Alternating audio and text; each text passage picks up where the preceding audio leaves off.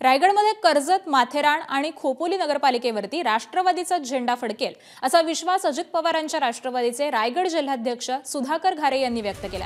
आगामी स्थानिक स्वराज्य संस्थांच्या निवडणुकीमध्ये कर्जत, माथेरान आणि खोपोली नगरपालिकेवरती राष्ट्रवादीने ठाकरेंच्या शिवसेनेसोबत युती केली आहे। सुनील तटकरे यांचा राजकीय डाव आमदार महेंद्र थोरवे यांना पराभूत करण्यासाठी यशस्वी ठरेल का याकडे आता सगळ्यांचंच लक्ष लागलंय।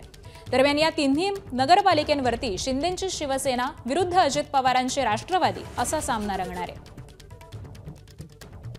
विधानसभेनंतर आपण बघितलेलं आहे राष्ट्रवादी काँग्रेस पार्टीमध्ये विविध पक्षांमधून अनेक पदाधिकारी कार्यकर्त्यांनी पक्षामध्ये प्रवेश केलेला आहे। राष्ट्रवादी काँग्रेस पार्टीची ताकद नक्कीच वाढलेली आहे आणि मला तर वाटतंय माथेरान, नेरळ आणि कर्जत या तिन्ही नगरपालिकेवर राष्ट्रवादी काँग्रेस पार्टीचा झेंडा 100% फडकेल असा मला आत्मविश्वास आहे।